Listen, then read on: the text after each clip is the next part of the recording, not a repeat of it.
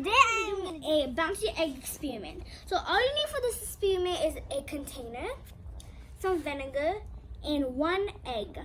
Let's get started. So first put your egg in. Then fill the container with vinegar. Make sure the vinegar covers the egg.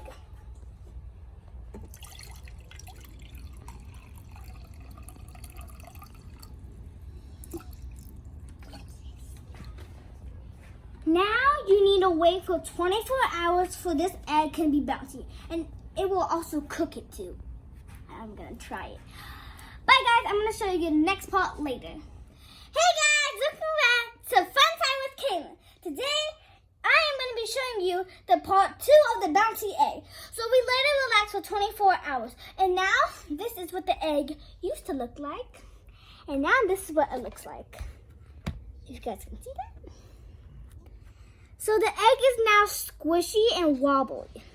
But you see now it is white and not brown because the vinegar took off all its skin. Let's give it a bounce.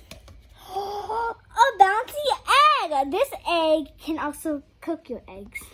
But this is a bouncy egg and this one cannot bounce. Bye guys! Thanks for watching. Please subscribe and like. Bye!